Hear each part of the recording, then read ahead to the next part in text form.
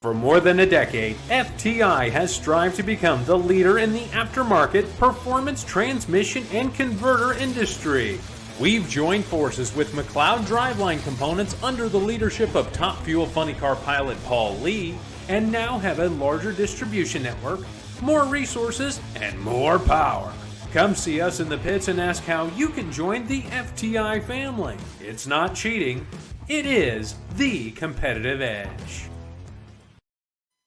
It's time for an inside look at the most powerful motorsport on the planet. WFO Radio, NHRA Nitro. This is WFO Radio. The NHRA playoffs are upon us. Hello, everyone. I'm Joe Castello. And this weekend, the NHRA Camping World Series Tour heads to Maple Grove Raceway, the House of Chaos, for the Pep Boys NHRA Nationals Race 1 of the NHRA playoff system, known as the Countdown. And we've got a great show for you today. The voice of the NHRA, Alan Reinhart, going to be joining us just seconds from now. Plus, we're going to hear from U.S. Nationals winner Matt Smith. We're going to hear from Matt as he gets ready to defend his title. And we are hoping to hear from Kid Chaos, Kyle Koretsky, as he is now the track operator with all that great responsibility. And he's trying to get ready for the big event this weekend. And hopefully everybody is going to be headed that way, not just to celebrate the start of the playoffs, but also to celebrate the saving of a great and legendary racing facility. If you're in the Northeast, you know, you lost E-Town, you lost all these facilities. We got one, we saved it, they've improved it, they've done all kinds of stuff. Are you going to go or are you busy? Like, oh, you know, this year I'm a little busy. I don't know, I might not go. This is one that I think everybody should try to pack this place, make it like a Woodstock style event where the whole world remembers that they were there at the first ever Maple Grove event under the Koretsky reign. I think that's what's going on. I'm super excited about it. We're going to talk about the playoffs. We're going to talk about the countdown. We're going to talk about all of these things, point standings, who's hot, who's not, who's getting into it. Reinhardt's here. We're at a special time. You probably have noticed. So we need you to share the show to help defeat the algorithm, baby, that always holds us back. The algorithm is always holding us back. Let me tell you about the folks at Bernie's Speed Shop, bernies.com. Go to their website. Check them out. Over $5 million in inventory, classic muscle cars. They do everything from frame off restorations. They build trucks and trailers. They do it all at Bernie's. Josh Hart, his first ever NHRA Countdown. Go to their website, follow them on social media, and learn more about Bernie's. And if you're looking for a classic muscle car, well, they've got it. American classic horsepower. Phillips Connect. Will it happen this weekend? Could it happen? The first ever 300-mile-per-hour run to the 8th mile. I think it could happen. I think this is a track where it absolutely could happen. There's $30,000 on the line, thanks to the folks at Phillips Connect. Smart Trailer Technology. Smart Trailer Technology for the transportation industry, whether it be sensors, load sensors, where they are over the road. It's all about safety. It's all about efficiency. Go to phillips-connect.com to find out more information. Total Seal Piston Rings did a live stream last week on their social media. Reinhardt was there. We'll talk to him about what they did. They've just built a studio, but it's all just an exercise to let you know how vital ring seal is to making horsepower. Whatever you've got, it might be working, but it could work so much better. Go to totalseal.com, call Keith Jones, call Lake Speed, make them your first call, not your last call, and you will unlock that hidden horsepower. Totalseal.com. You already heard a little bit about FTIperformance.com. I made a big, bold statement before the U.S. Nationals. FTI over the field in Super Comp, and we turned out right. The 93B torque converter won it with Austin Williams, and they have had great success, big money bracket racing, high horsepower cars, or even a shift kit for your Turbo 350 Camaro out there riding across the street. FTIperformance.com. Later on in the show, I'll tell you about our great friends at samtech.edu, Frank Hawley's Drag Racing School, Torque Calibration Services of Australia, and Marvin Rodak, RodaksCoffeeandGrills.com, and my involvement with the historic second ever Stampede of Speed in just a couple of weeks, and we want to get you down to the Stampede of Speed. So get down there. But right now, it is time to go out to Parts Unknown. Parts Unknown somewhere in this great America. The voice of the NHRA, Alan Reinhart. What's up, Alan? Hey, the lighting, I guess, isn't great, but I'm hiding in a corner office, so I won't bother anybody else. The lighting is fine. I like your book collection back there. It's good stuff. Yeah. Well, everything's digital these days, so that freed up some shelf space. Who needs it? Right, exactly. All right, Alan, we got Matt Smith going to join us, you and I, here in a few minutes, because I wanted to get all the U.S. Nationals winners in prior to the first race of the playoffs. So Matt's going to come on whenever he is ready. But let's get started with our playoff preview. I am so excited about this, like this reset, right? It's the playoffs. It's the reset. Wherever you've been, you have a chance to be reborn as something new. Maybe you found something. Maybe you thought something was working. If you've had a terrible regular season, you now have a chance at new life. True, but as we've seen in the past, it's pretty unusual for somebody, if you haven't got it figured out yet, to just flip a switch and figure it out once we start to count down to the championship. So I think the favorites are the favorites for a reason. There's certainly, the point leaders are point leaders for a reason. Yes, we did see Robert come from number 10 and win the thing a few years back, but that's kind of the exception, certainly not the rule. I guess we're all going to find out together this coming weekend when we get to Reading, because if the Kalita team, for example, has figured it out finally and is ready to make this, they need to start now. Because if you give, Brittany and Steve and the rest of those guys, Justin up at the top, a couple races head start, then you're just flat going to run out of time. Well, exactly. And we can go category by category, and I plan to. Phil Burgess has got a great article up on NHRA.com, and I could read all the amazing stats, but then nobody would go to NHRA.com to read the article. And so since we're great fans of Phil, I would like to encourage everybody to just go to NHRA.com and read the article. And what he does is basically talks about, every year there's a graph, the seed of, who led the points going in and where they finished, and also where the championship was originally seeded. Kind of interesting that in Funny Car, being the number one seed does not guarantee you the championship, certainly not like Top Fuel does. Well, that's true, and I haven't seen Phil's story, but I know that I've watched the same kind of thing over the years. Now you're going to make me go over there and read it, and I will. But the Funny Car competition at this point in time really looks to me like it's tighter than the Top Fuel competition. I mean, Antron Brown has come to life the last couple of weeks, no question about it. Tony Schumacher got the win out west, absolutely, but the big 2 or 3 are still the big 2 or 3. Even though Steve Torrence hadn't busted into the winner's circle, he's had a great race car all year long. Justin Ashley's had a great race car all year long. Mike Salinas has had a great race car, even though he looks like he might have backed up a little bit the last couple of races. If they had been, maybe working on something, maybe experimenting with something, getting ready for the countdown, it's time to get that experiment back on the shelf and go back to what you know. But I think Brittany has really been the class of the field for most of the year, and I see her as the person to beat. Whereas in Funny Car, I just see it as a more wide open. Yes, Robert Hyde has had the best car for the large part of the year. Matt Hackett's team, I firmly believe, went to experimental mode when they were out west. So, they dropped back a little bit in the points, knowing that it wasn't going to matter. If they finished second or third, they were going to end up in the same place coming into the countdown anyway. I think that's a dangerous car out there right now. I think Ron Cap's got a dangerous car out there right now, simply because they've learned how to win again. And the Indy thing was big. They didn't qualify number one, but they absolutely had the best car on race day. John Force, you just never know what car he's going to show up with. So I think the Funny Car field is a little bit more wide open than the Top Fuel field, and I think it has been most of the time in years past as well. Yeah, exactly. And we had Caps on. Caps was awesome. And Antron, those guys breaking through for those wins as team owners.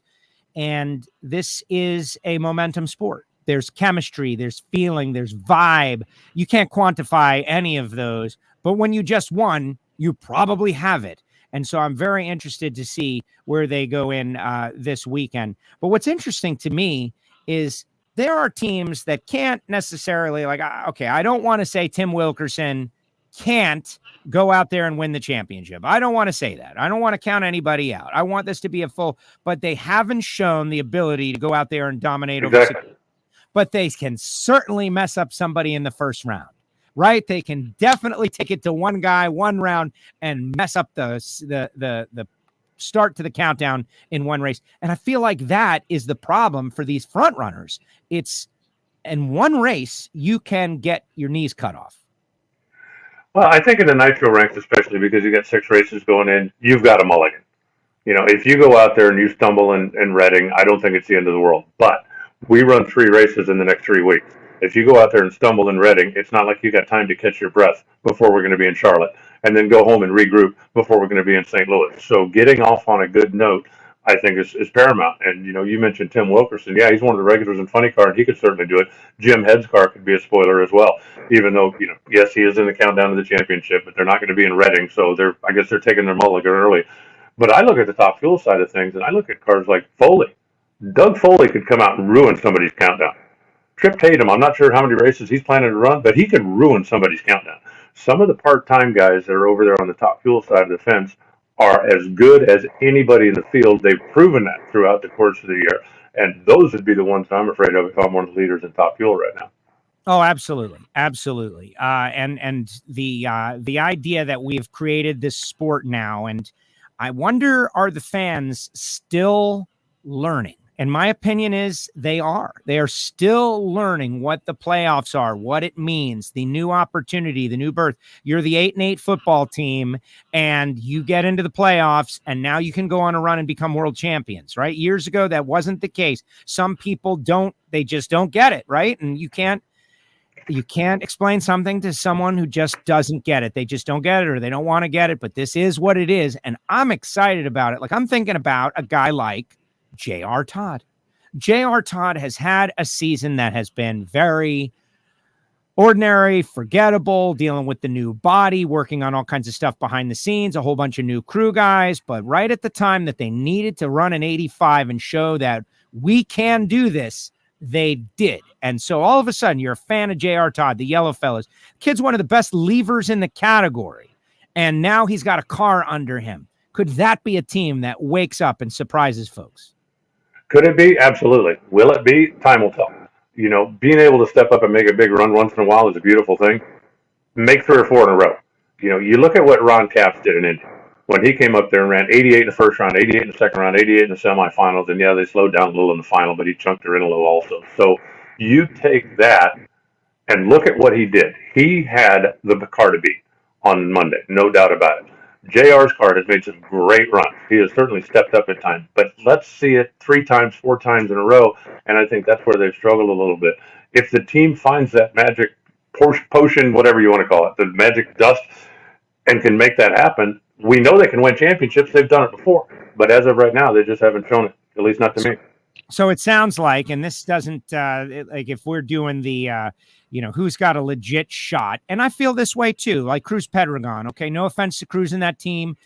He's got a great quote in the Phil Burgess article. Everybody is optimistic and hope springs eternal and all that. But if we're Vegas handicappers, and Cruz would probably be the first to understand this, being a Las Vegas Raiders fan, his odds are going to be a lot longer than the top 4. Like if you're making odds, Robert Hight, Ron Capps, Matt Hagan, Bob Tasca, the favorites. Everybody else, less so. I agree. And, Bob Tasca, if he gets that thing back on track, you look at the run that he went on, he goes to 5 finals and 6 races in the countdown. He's a champion. No matter what, unless he loses 4 of those finals to, either Ron or Matt or Robert.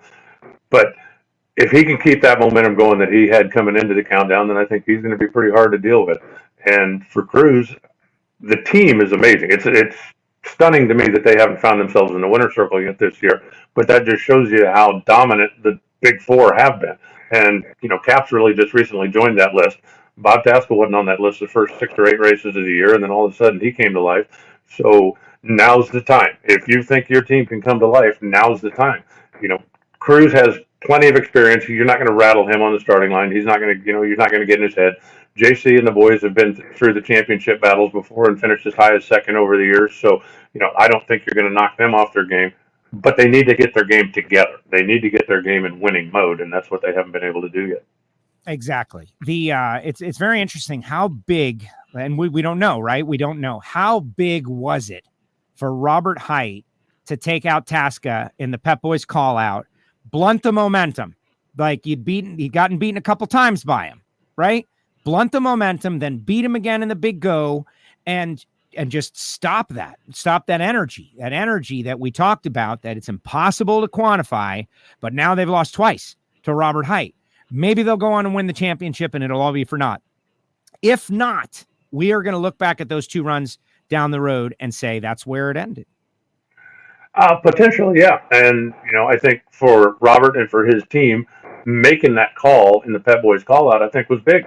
And, we've all looked at this thing and you look at the deal and go, okay, well, really, there's not going to be any drama. There's never, there just never is, right? Until that happens. And hopefully that will change the nature of the call out going forward when teams realize that, you know what? If that guy's the biggest pain in my tail, let's do it right now. Let's get him out of here, or her, and let's make it happen. And so that, I think, is what the call-out was, basically what it was designed for. We didn't see a lot of it on the Top Fuel side of the fence, but we darn sure did on the funny car side. And then coming back on Monday. But, I've known Jimmy Brock and Chris Cunningham a lot of years. I've spent a lot of time with them, talked to them about a lot of stuff. And it's like, okay, Tasca came up and beat us a couple of times. Okay. Let's go back to work. When do we get to race him again? Because we're ready for him again right now. Because get his best 2 out of 3. Those guys don't get real high. They don't get real low. Almost all really, really good nitro crew chiefs are like that because it's just the nature of the sport. If you're going to let yourself take big emotional swings based on 1 run here or 1 run there, you're going to have a tough time making the right decisions when you need to, because you got to have a calm mind. You've got to have a short memory. You've got to be able. I think it's like playing golf. If you hit a bad shot, you can't walk up there going, "Oh, I can't believe I'm in the grass," because then you've wrecked your next shot. You need to go over there and go, "Okay, here's the situation. Here's the deal. Give me a 6-iron, bing bang, and let's get back on track." And championship-winning crew chiefs can do that. When you talk to them on the starting line, that was a great run. Yeah, I think there's something about 300 feet we can fix for next time. They're always thinking about the next run, no matter how good the last run was or how bad the last run was. It's like, okay, now I know that won't work. Well, let's go to work and try to fix it. But you can't beat yourself up when you let one get away, just like you can't necessarily swing from the rafters when you win one. On that note, we had Antron and Caps on last week. Anybody, if you didn't see it, the YouTube channel, WFO Radio TV, it's there. Audio only, folks. This one I recommend you watch, because listening, you hear, but Antron started laughing, and they were in rare form. They're buddies. We got them at the best possible moment, right? We put them together. They were on at the same time. And Antron, who had just testified in front of Congress about the Save Our Race Cars RPM Act, we talked all about that. Very full of information. It is in the archive for those of you watching on YouTube. But Antron said this, and I thought it was fun and funny and interesting, and I liked it. He said, "Joe, I'm going to tell you something not everybody knows, and it's not talked about. But Bob Tasca and Robert Hight do not get along. Those teams don't like each other." And Antron put that out there on the table. Now, I didn't know that or hadn't thought about that. But Antron put it out there on purpose, for entertainment purposes, for fun, for making the fans realize that, not everybody are buddies. And we're always talking about that. What do you know about that, Alan? Is that something that's on your radar? Well, Robert Hight and Bob Tasca are never going to go have dinner together. I mean, it's just a fact of life. I don't think they'd run over the other one if they were walking down the sidewalk. But no, there are some hard feelings there, I think. I will tell you that Zippy and Jimmy Croc have a ton of respect for each other. Those two aren't going to be throwing rocks at each other. But the drivers themselves, I think Robert would probably rather beat Tasca than anybody else on the racetrack. And I think Bob would rather beat Hight more than anybody else on the racetrack. So, yeah, there's definitely, and again, I don't think they'd run over each other on the sidewalk, but they're never going to go have dinner together. They are not best buddies by any means. And what's the origin story of that? Does that go back to when Tasca and was quasi teammate? And then what is the origin story of this discontent between these two championship contenders and race winners that have called each other out and battled each other on the track? This sounds like an interesting story. In any other sport, people would be really digging in and picking the scab. Well, I don't know the exact origin. I think it does go back to when Tasca was racing and John and Robert were part of the Ford team. And then they ended up going their separate ways. I think, the root of it goes back to there at some point. I don't know what, the exact, what the exact trigger was or what set it off. I don't think it matters. The fact, they just like to beat each other. And again, I don't think they hate each other, but Bob Tasca does not want to see Robert Hight win the championship. If Bob Tasca would rather see Matt Hagan win the championship, I promise you. And I think Robert feels the same way about Tasca. He does not want Tasca to win the championship. If he can't win it, okay, but don't let Bob Tasca win it. And that's good. When they get together on the racetrack, hopefully, they'll show a little emotion, and hopefully they'll talk about it in their interviews. Like when Robert called out Bob, I mean, I don't know if you know, I guess you know, but when Bob came out on stage, right, he's smiling, and, oh yeah, look at that. But you could definitely see that he was thinking to himself, seriously, you want a piece of me? And then when Tasca ended up losing that race, that one stung.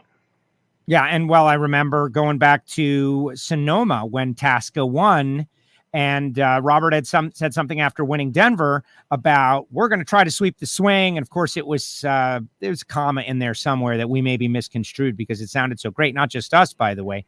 And Tasca said he's sweeping, but he's not sweeping the swing. And great stuff, like slightly inflammatory and but still interesting. And then Antron comes out and pours gas on the fire for our entertainment. Great stuff. All right, let's go to Pro Stock Motorcycle, and our Dodge Power Brokers U.S. Nationals winner, Matt Smith, is ready to join us. Alan, are you ready to be joined by Matt Smith? Sure. Here we go. Matt Smith. What's up, Matt? Who has never thrown gasoline on any fire ever.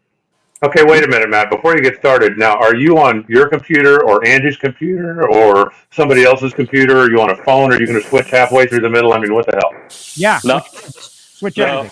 I'm on my phone, and we're not going to switch, and we're not going to switch this weekend up at Reading. We're going to start with a V-twin and end with a V-twin.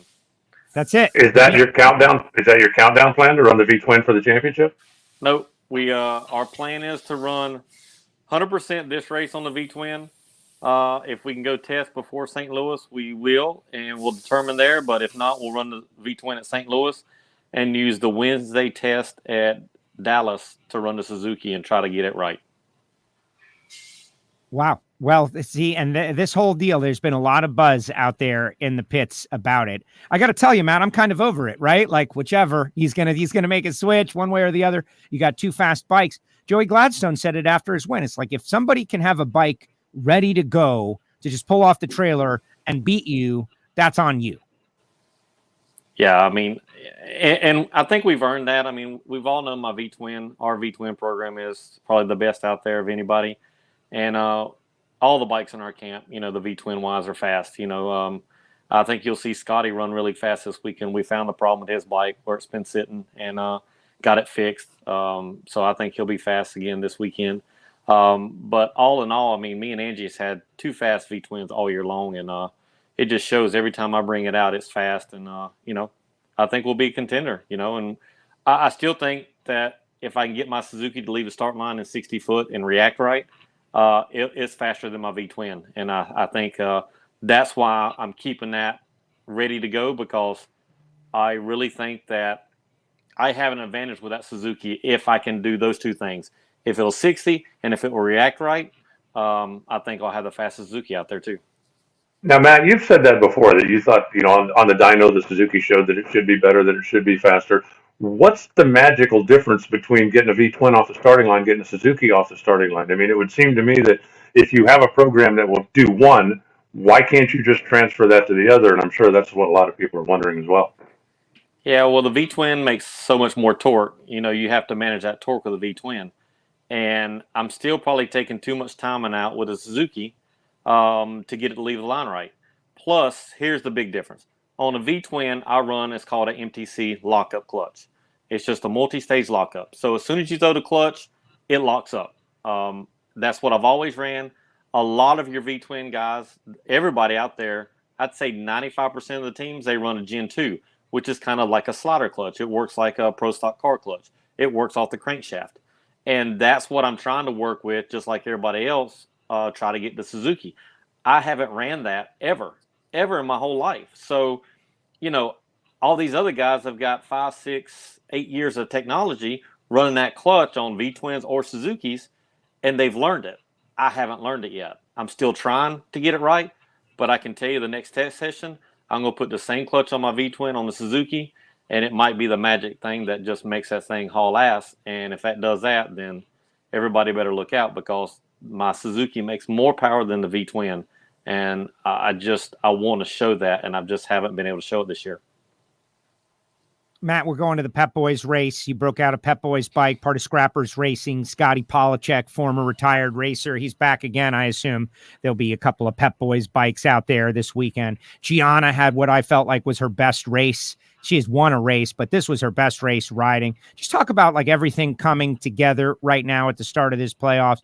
The U.S. Nationals win, the relationship with Scrappers, Scotty being back. Seems like there's a lot of positive energy going on for your team. Yeah, and don't throw Ron Torno out. He's got our motors too, and he took out Angel last race. So all in all, I think everybody's doing really good. Gianna, like you said, breakthrough race for her. We finally got her confidence back up. She had that hard crash over the winter, and missed the first 3 or 4 races of the year, and it's just taken this long to get her confidence back up. She's been scared of the bike. She still had those doubts, after having the massive concussion that she had. But all in all, hopefully she will continue to go forward, and that's our goal. Our goal is to have her ready for next year. It doesn't matter what she does this year. It's to have her ready to go when Gainesville comes next year, that she's a top 10 bike and she can run for a championship. And she's showing that. I mean, the bike is there, the power is there. It's just getting her there. And she's finally showing that. So, she'll be back on the Pep Boys bike at the Pep Boys Nationals. And hopefully she'll do even better this weekend and show what's coming for the rest of the year for her and for next year. But, yeah, Scotty gelled right with our team again. And we had a problem with the bike. It's been sitting all year, and we had a problem with it, and we found it. We come back home and took it all the way back apart and found the problem. So he'll be fast, too. Matt, let me ask you this. I know that there's no defense in drag racing. There's nothing you can do to anybody else's program. But going into the countdown, who do you see as maybe the 2 or 3 biggest threats that you're going to have to battle? Well, I think I said it at the interview. I think the main person that I'm worried about is Joey Gladstone. He can leave on the starting line all the time right. And if they get their bike back, he's got a fast bike. He showed it in the middle part of the season.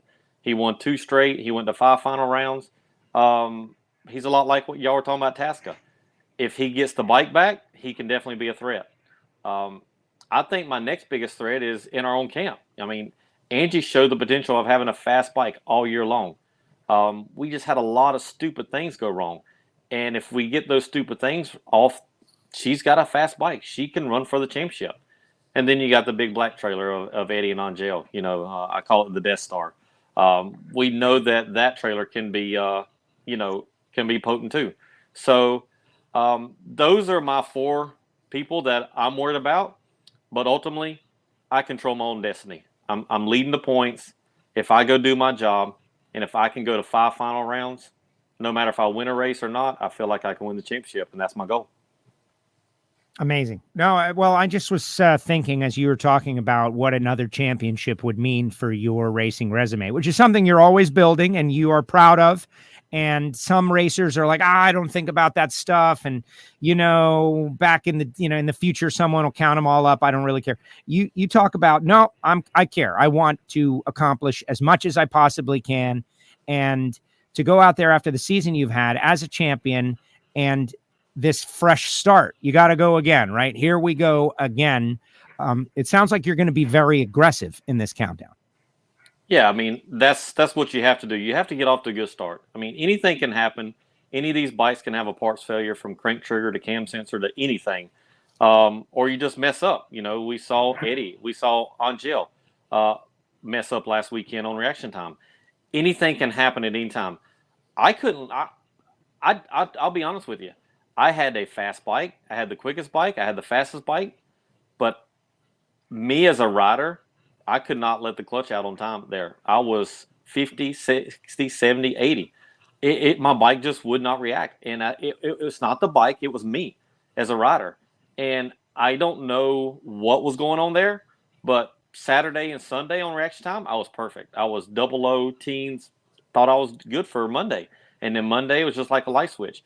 As a rider, we're all humans. We have our bad days, and anything can happen at any times. And it happened to Angel. It happened to Eddie last week.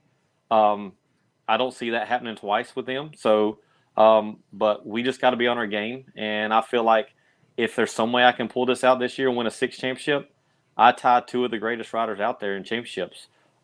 Dave Schultz and Andrew Hines lead our category in 6. I'm sitting 3rd in that. I would love to be able to be in the conversation with those 2 guys, in the future and down the road. And hopefully one day I will. It might not be this year. It might not be next year. But I'm here to stay for a while. Even though I turned 50 this year, I'm still going to be a contender for championships for years to come. Matt, with 5 races in the countdown for the motorcycles, do you have a mulligan? Or do you feel like if you missed one, then you really put your back against the wall? As a points leader, yes, you have a mulligan. If you come in 5th or 6th in points, you don't have a mulligan. You have to be right. But I feel like, Dallas has always been a good race for us. Vegas has always been a good race for us. And I've always been really good at Pomona. So I really think the last 3 races of the year, even if I'm behind a little bit, I still think that I have a good shot at it because I've always been good at those 3 races.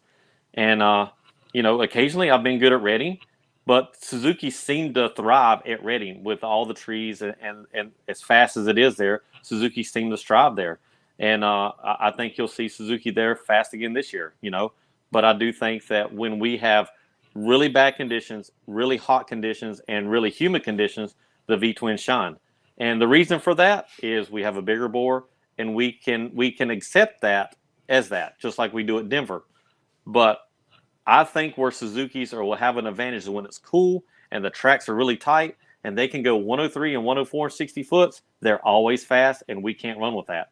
When just like this weekend, last weekend at the U.S. Nationals, you didn't see no 103s, you didn't see no 104s, and Suzuki's really didn't have that advantage like you see. And I think that'll be the key here this weekend. I think that they'll have the advantage because Reading is always cool. If it's not raining, it's cool and it's fast. And I think that that'll be the thing. On that note, House of Chaos. I think it was Alan who coined that. I don't know. I love it, regardless, whatever it is. House of Chaos, right? The Koretsky family has saved the place, and they've done a lot. There's a great story on NHRA.com for everybody, how many updates and what they're doing, sound system, lighting, paint, revamping the tower, revamping the suites, all of that.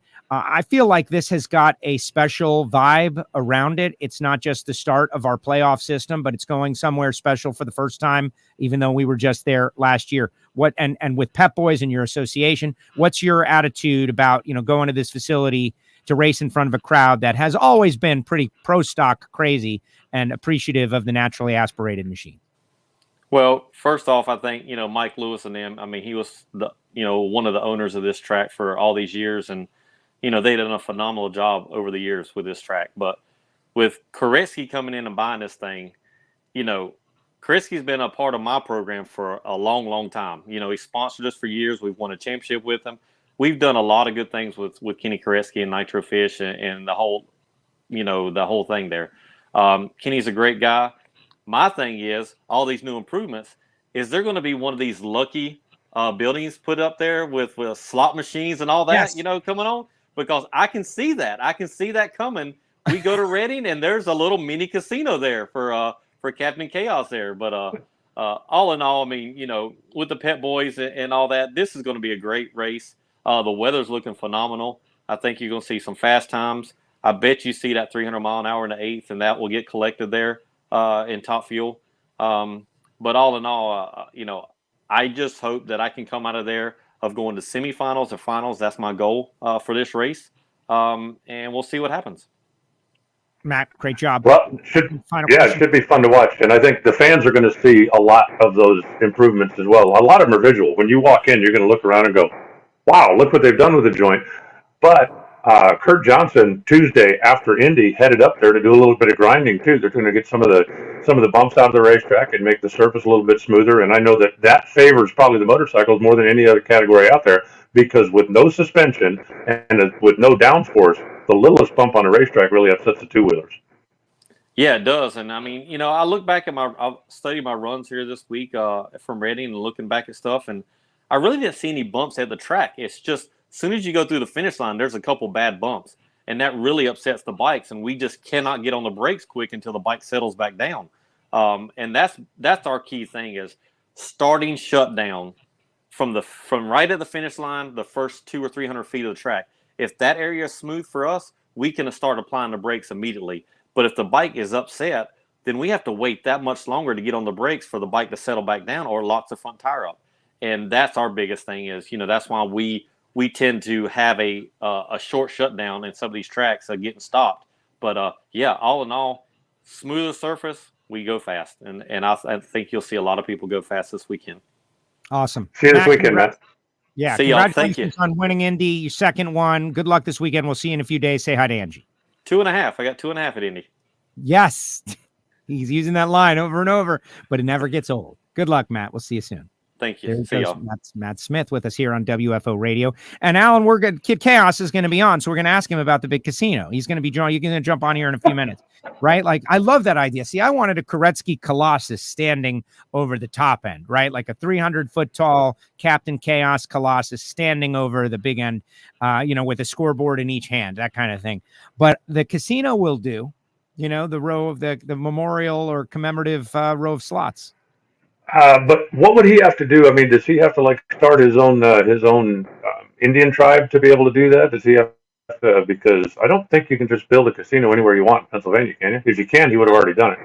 Oh, yeah, exactly. I don't know what the rule is in Pennsylvania, but all right. So before Kid Chaos jumps on here, let's wrap up Pro Stock Bike, right? Because Matt Smith, Angel, just a gut punch. What happened at Indy? That's either going to make her angry and have her come out tougher and aggressive. I don't know. Eddie, same deal. Eddie was so confident going into Indy. He's like, I'm feeling it. And it didn't work out. Steve Johnson, has he put the magic tire on the shelf? Is he going to bring it back out? Like, what's going on with that? There were some fast bikes earlier this year that at the U.S. Nationals, they had a tough race. So what do you foresee? Who do you foresee rivaling Matt in his quest for 6? Well, ask me again in 2 weeks. I think Joey Gladstone, like Matt said, I think that's legitimate. I think Eddie's always going to be there. I don't think there's any question. If Steve can get it back, okay, let's see it. Karen looks like she's going back in the right direction now the last couple of races. She's had a good bike. Angel did a interview with Kelly Crandall on the Racing Writers podcast that you wouldn't have to do a whole lot of research to find. And some of the things she said are very interesting, even though, 26 years since her debut, and yes, she did take a few years off, but she still has doubts. She still has, and I think that she needs to get her head right. What Jerry Savoy used to say, or what Tim Pelengin used to tell Jerry is, I need you to get your head where your feet is. And I think that's what Angel needs to do. If she can get her head in the game, does she have the ability to win races? Absolutely, we've seen it. Does she have the ability to win championship? Absolutely, we've seen it. Does she have the equipment? Yes. They just need to get all of the ingredients in there and chase all of the demons away. And I think, again, it was a very interesting interview that she did with Kelly. But the fact that she owned up to, there's days that I go to the racetrack not feeling confident. And it's amazing to me that somebody that's had that level of success can still, have a little self-doubt in there. She needs to, if she can take the Indy loss and turn that into, I'll freaking show you guys, then I think she is going to be very difficult to deal with in the countdown as well. But we're just going to have to wait and see how it plays out. It's going to be wild. I think Matt's the favorite. He's got the energy. He's got the momentum, a great program. Spoke with Mike Salinas on the starting line. Mike is he's not going to fluff anybody up, right? He says he's amazed at the level at which Matt Smith operates. And I think you heard it there. Like, this guy lives it. And it brings me back to the hobby racer thing. The comment that lives forever. Hartford brought it up a few weeks ago. He's like, was that bad to bring up that comment? No, because Matt Smith doesn't think about anything else. That's it. This is it. He's solely focused on winning NHRA championships and making horsepower and providing horsepower for the people that ride with him. So it's going to be tough. I think Matt's the favorite, but a guy like Eddie could factor in. Angel could factor in. We'll just have to wait and see. Waiting on Kid Chaos, getting ready to come on. We'll talk Pro Stock then. Top Fuel. Capco has never won a championship while coming from behind. Hasn't happened, right? Now, that doesn't mean it's not going to happen. But this is the opportunity. Steve always hated the countdown because he would lose a giant 500, 600-point lead. Not the case this year. Brittany going in as the leader. I'm really interested in what Capco is going to do. And if you forced me to make a prediction, which you're not, so I won't. No, I would say it's still Team Capco until somebody beats them. They've won 4 in a row. Until somebody beats them in a countdown situation, they have the experience. They've been in the situation. I think they've got to be considered the favorite. They are the reigning champs. I really think Brittany's a favorite. I just think because of the way her car's been running all year long, and yes, they lost the final at Indy, but they had a great car there. I think Brittany is the favorite. I think she's been fast. I think she's been consistent, and I think somebody's going to have to show me that they can outrun that monster car on a consistent basis to be the championship. To be considered, at least in my mind, the championship favorite. Could the Capco guys do it? Absolutely. Could Justin Ashley do it? Yes. If Antron and his guys get on a roll, hey, all those guys have won championships before. But for right now, I really think that Brittany has got the car to beat. And, you say the Capco boys have never come from behind. Have they ever started the countdown in second or third or fourth place? I mean, when you're the top seed going in every year, it's like, well, we've never won it from the number 4 spot. Yeah, because you've never been in the number 4 spot. But they do know how to play countdown drag racing. So, if they can turn the wick up this week, then we'll see what happens. Well, that's exactly, I think, the point. All right, I think we got Kid Chaos out there. We'll see. By the way, Alan, you've got a time restriction as well. Feel free to tell me what that is. I don't know exactly, but you have a time restriction. But I'm looking to see if Kid Chaos, look at this, guys. Kid Chaos is not ready. Kid Chaos is not ready just yet. We'll get him. He's on there. But I'm good for now. I'm good at least until noon. I might get a minute or two after that, but I'm good for now. Okay, we're going to send you down the road prior to noon as soon as Kid Chaos jumps on here, and I'm just very excited because I think Top Fuel, for the first time in a long time, there are rivals to that Capco team. You heard Matt Smith mention the 300 mile per hour to the 8th mile. That's $30,000 thanks to Phillips Connect. Do you think that goes down this weekend? I'm not sure. We'll see what the weather looks like this weekend. I think that, the fact that it's now a goal, my contention always was you're accelerating a car as fast as you can, as hard as you can, until you get into the timing retard. And now the timing retard is on by the time you get to the 8th mile. So, look, that looks like a construction site. Look who it is. My guys to help. Kid Chaos. You're on the air, Chaos. You're on the air. What's going on? Listen, I just brought him on because this guy's working, Alan. He's in the middle of preparing. Kid Chaos, just tell us what's up. We got paint going down right now for some RV parking, and trying to get ready. Did you see the interview he did with the local TV, Alan? It was fantastic. Alan's frozen. He's frozen. The internet's always been a little iffy out there at the Grove. I think that's why we're kind of cutting in and out. Man, you guys have been busy, haven't you? Oh yeah, it's been a little hectic. We're getting more food delivery, beer deliveries today. Porta potties are going out. Painting's getting done. Center line's getting done. It should look like a new facility here when you get here. Now, you told me that you were only going to do I was like, how much are you going to change? And you undersold it in a very good way because I figured it's not possible for these guys to do too much. And then I read on NHRA.com, new sound system, some lights, some asphalt, redid the suites. Like, that's enough given you had about 6 months. Yeah, we got trailers lined up out here, which is a good thing. I like to show everybody that. Sports Live from the Grove, baby. Live from the Grove. But yeah, our updates are crazy. Our list is super long. We're just knocking them off the list one by one. Ran out a little bit of a time. We're going about 5 months of ownership, our family here. And we've been working 7 days a week with our team. And a lot of stuff didn't get done. But I guess it gives everyone something to come back for next year and really see the improvements. Alan? The racetrack itself, I understand that Kurt Johnson was up there because we all know you can make a palace as much as you want to, but if the racetrack isn't perfect, you're not going to have a good show, and you guys have made a pretty serious investment to make sure the racetrack, which has always been great, is going to be even better. Yeah, the racetrack will definitely be better. Is there more improvements? Yes. Just time, that's all. It's just going to give us a little bit of time, and we'll really fix all the little issues that we fixed a little bit, but we'll make it 100%, a 2-year plan, what we have to redo and rip up a lot of the racetrack and redo maybe mid next year. So it's all in the works. And Kurt Johnson, man, he's got some serious knowledge. about track prep and just track grinding and profiling and all that good stuff. So we're excited. I think everyone that comes through the gate should be excited, and we're going to give everyone the best show that we possibly can within 5 months of ownership. How tough is it going to be for you to go from track owner to race car driver when it's time to race pro stock? I think it'll be a little challenging, but I have the confidence in my team, KB Racing, that I could jump in that car in the burnout box and I know it's going to go smooth. So it's definitely challenging. It'll be a little stressful, but I told my family, hey, look, if I have to not race because we have issues or something happens, I won't race. Business is always first for us here in the Koretsky family. So if that means me have to sit out a session, that's what I'll have to do. I don't want to do it, but you all right?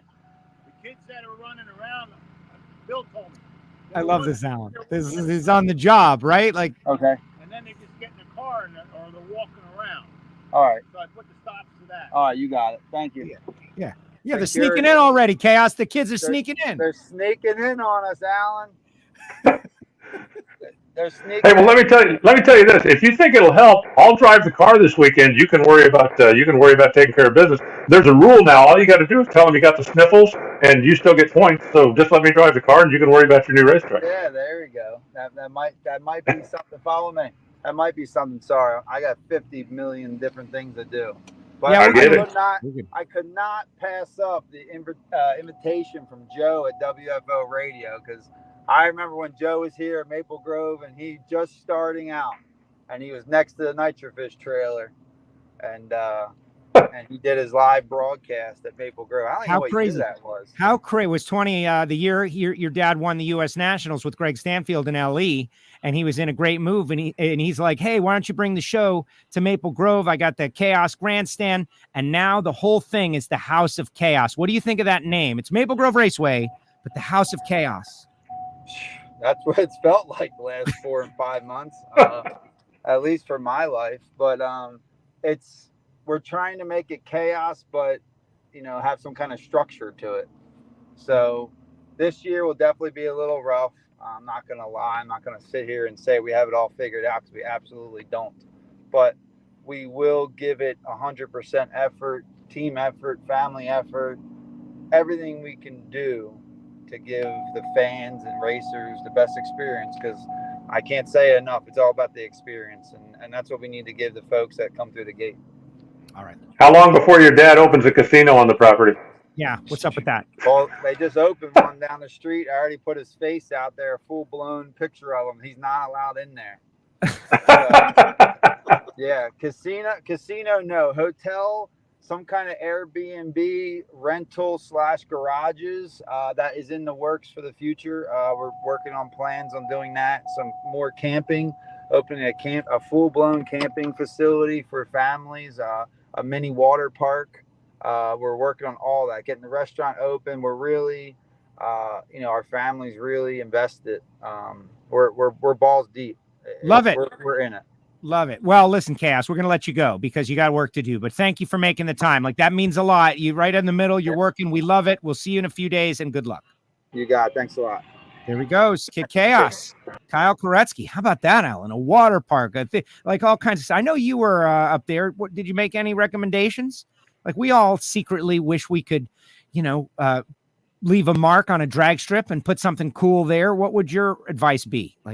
Well, I've talked to both Kenny and Kyle about, just various things, possibilities. And one of the things, I never realized how big a plot of land that is. I mean, I don't know if you know this or if anybody knows this. Forget the drag strip that you all know and love. On the other side, there's 200 acres of undeveloped land that isn't being used as part of the drag strip, hasn't been used or anything. And that's when he's talking about, putting in a full-blown campground and putting in some of the stuff. There's a lot of area up there to do stuff. And I think it would be very interesting if they put in some kind of an industrial complex. You have support shops, parts shops, whatever that would be.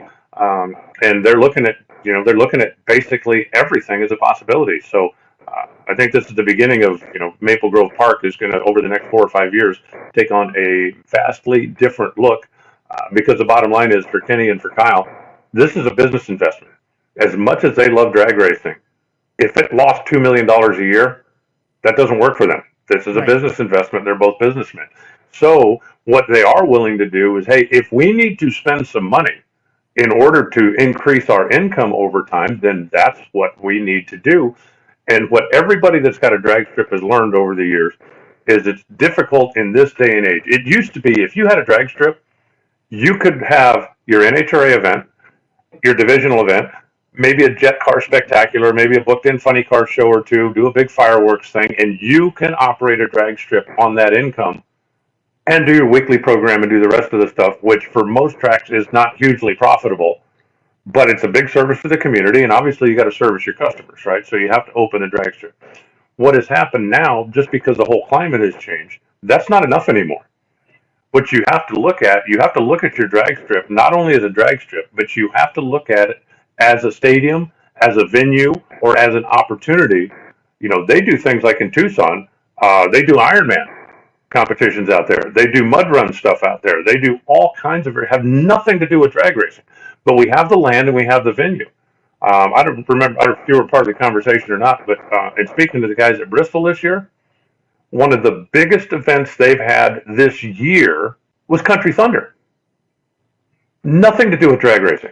Right. They set a stage up on the drag strip. They sell camp spots. They do, you know, people come in for 4 or 5 days. They've got a bunch of big name acts every night. There's a big concert in it, and it's a huge event. Has nothing to do with drag racing, but you're able to utilize the stadium and generate income. And that's what you have to do these days if you want to stay financially viable. And that's what they're going to do up there. You know, you look at what Christie does with Brainerd. They have such a short season up there, but there's a lot of stuff that goes on at Brainerd that has nothing to do with drag racing. Nothing. But they're utilizing the venue to generate income for other things. And, you know, again, the Koretskys are business people. And they've both said, you know, if this turns out to be a situation where we're losing $2 or $3 million a year, we're not doing that. So we need to make it a viable business, and they're willing to invest and do that. And they're going to be successful. Because if you look at Kenny, you look at Kyle, name one thing they've done that they haven't been successful at. So they are going to be successful. It's just a matter of getting where they need to be.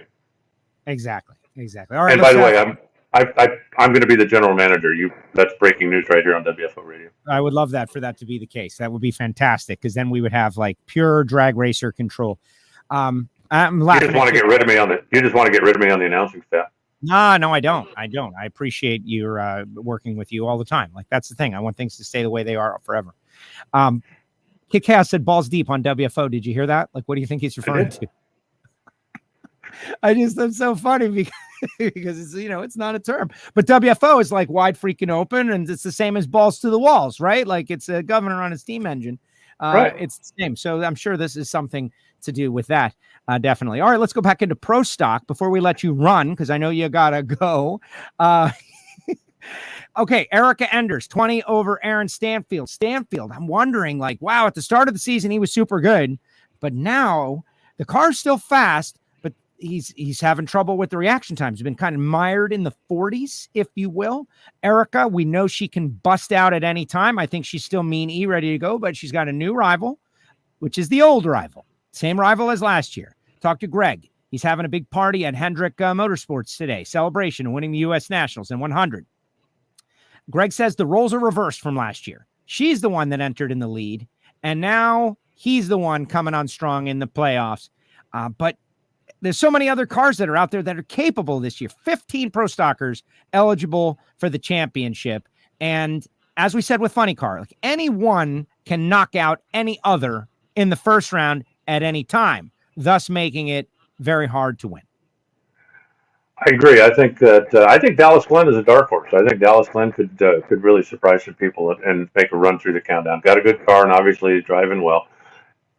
I think you've got the top 4 or 5 in pro stock that legitimately probably have a shot at the championship, and Erica's on the top of that list.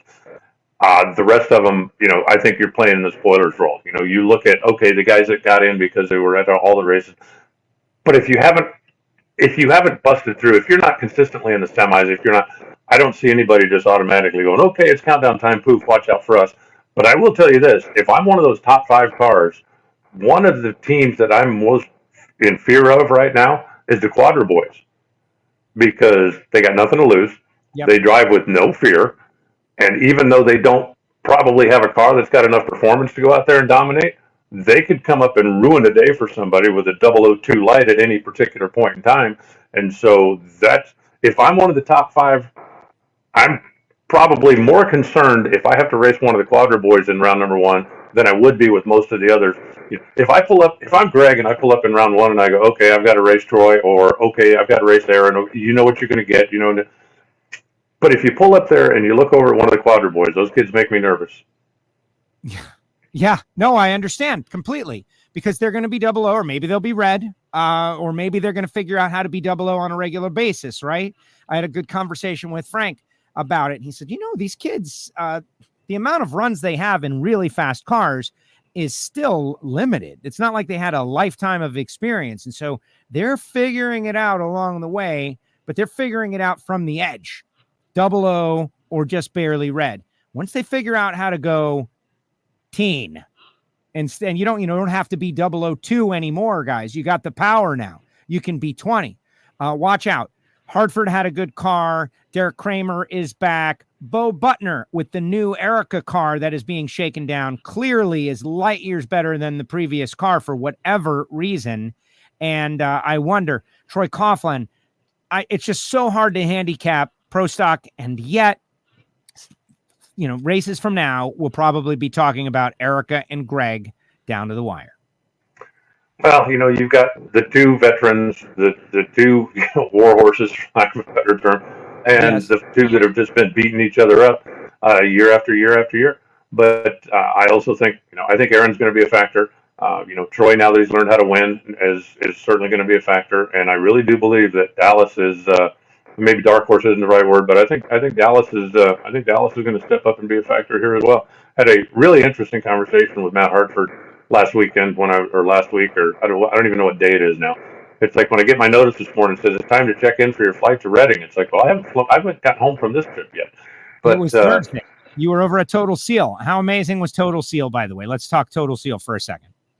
Well, I've been there before, so I'm very familiar with it. But what we did are a series of tech videos, a couple of which are going to let you come inside Total Seal, like behind the scenes, back into the, where it's made, how it's done, and the level of detail that they go into is pretty amazing. We had a conversation, we'll have to wait and see where it goes, but we had a conversation about if you took a regular race engine, a good, solid, regular race engine that's in good shape, and upgraded the ring package, what is, the expectation? And I was told 25 to 30 can be realistically gained from a standard ring package, just going to the new ring package. The new cylinder honing techniques have come a long ways, and we talk a little bit about that.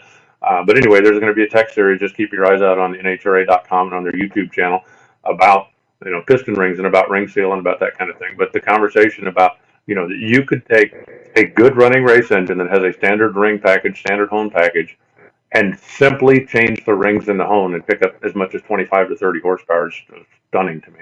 Amazing. No, it is amazing. And we will see as we get closer. I'm just super excited. All these categories, the playoffs, and the confidence, anyone could pull out a victory here at Maple Grove, and that's going to change their attitude. And that's what the playoffs are all about. I think about, and I know not all of our fans care about stick and ball sports, and some reject them because they love cars so much and they feel like they got to reject something because they love what they love. But I think there are a lot of great lessons. There's $1 billion industries, right? And I think about the Patriots that came into the Super Bowl a few years ago, perfect. And the Giants, who went into the Super Bowl after being an 8-8 wild card team, but they had to play, and the Giants won, and the Giants beat Tom Brady, and they are the Super Bowl champions. And so that's possible. That can happen. One of these underdog teams can catch fire. They can win Maple Grove. They can feel the confidence. They can go out there to Charlotte and go to the semis and go to St. Louis and get another semis and catch a break. And we could be going down to the Stampede of Speed with some underdogs in the mix. They got to believe they can do it, and they got to catch some breaks, and they got to perform on the track. But that's what playoffs are about and makes things possible, as opposed to the season wouldn't be over in any category this year. It would be still pretty close, but it wouldn't be like it is about to be. Any final thoughts, Alan, before we let you go? Nah, just let's go racing. I'm ready. We got 3 races in 3 weeks, and the picture will be a whole lot clearer once we get out the other side of St. Louis. Yeah, exactly. In 3 weeks, we're going to know a whole lot. There was one other question. Oh, yeah. Do you know NHRA going to Chicago? Someone asked yesterday, do you know if Pro Stock is going to be there? Is that something that you know? I don't know, and I don't believe the Pro Stock schedule has been decided yet for next year across the board. Matter of fact, Matt Hartford and I talked about that a little bit last week, talking about plans going forward and what. And the Pro Stock teams are still waiting to hear exactly what their schedule is going to be. But, man, am I happy that Chicago ended up being back on the map. I would hope that Chicago does have Pro Stock, just because if you're going back and you're trying to win everybody back, you got to try to bring everybody out. And there are Pro Stock fans.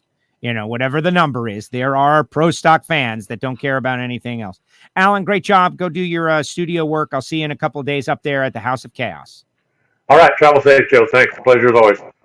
Likewise. Thank you, Alan. Alan Reinhart, the voice of the NHRA, with us here on WFO Radio. All right, guys, let's put some comments in the comment section, and let's see what you think. I'm going to stick around for a couple more minutes. I want to show you something that I thought was super cool.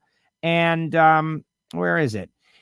The, drag racing world extends, beyond our borders, obviously. And I am very happy to cover drag racing as much as I can from all across the globe. Well, this past week out at Santa Pod, Eric Taboul ran an incredible run.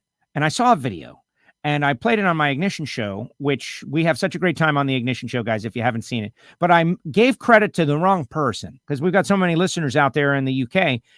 It was UK Chris who gave us the video. And I want to now share it with you guys, because UK Chris is like a diehard fan. He came to the States. Everybody loves him. We want to link together our drag racing world. And it's his personal video. You want to see what it's like to run 290 miles an hour on a rocket motorcycle that got so much publicity? Check this out. 4, 3, 2, 1,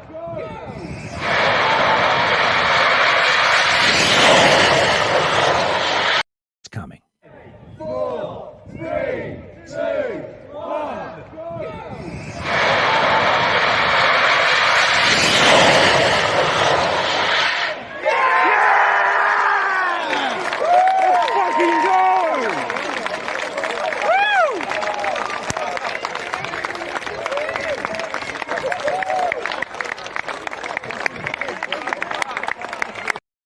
How about that enthusiasm? Thank you to UK Chris for sending us that video and allowing us to use it. That is him. I don't know who was screaming in the background, but the Brits, they love drag racing too.